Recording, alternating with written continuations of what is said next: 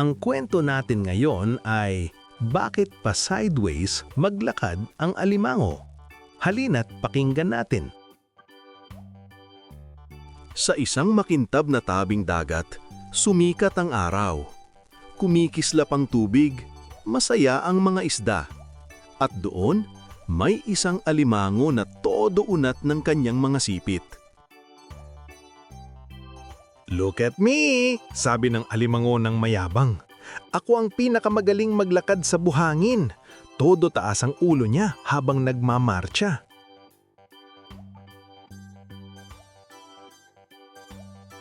Mahinang bumulong ang dagat. "Mag-ingat ka, maliit na alimango." Pero tumawa lang siya. "Alam ko na to." Lumapit ang mabait na pagong. "Minsan, mas mabuting tumingin sa paligid," sabi niya. Pero tumalikod lang ang alimango.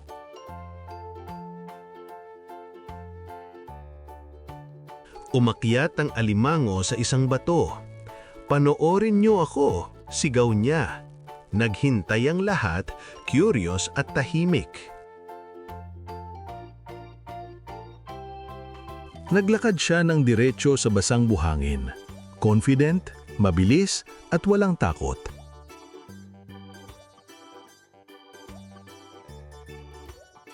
Biglang slip!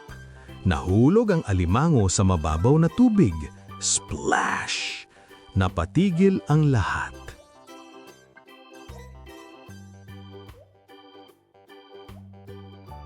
Umakyat siya, basang-basa at namumula. "Hehe, joke lang," pilit niyang sabi, pero ramdam niya ang hiya. Sinubukan ulit ng alimango, pero bonk, tumama ang kanyang shell sa bato. Napaatras ang alimango. Masakit. Tahimik siyang napaisip. Napansin niya ang maliliit na alimango.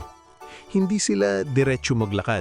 Pa-sideways sila at ang dali lang. Huminga ng malalim ang alimango. Isang maliit na hakbang sa gilid. Hindi siya nadapa. Isa pa at isa pa. Gumiti ang alimango. Gumagana pala. Huminto siya sa tabi ng dagat.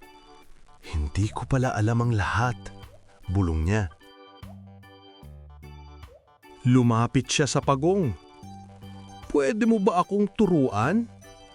Ngumiti ang pagong. "Siyempre!" Dahan-dahang tinuruan ng pagong ang alimango. Tumingin, mag-ingat at maglakad ng pa-sideways. Nagpractice ang alimango. Tahimik, hindi na nagyayabang, masaya na lang matuto. Yumuko ang alimango.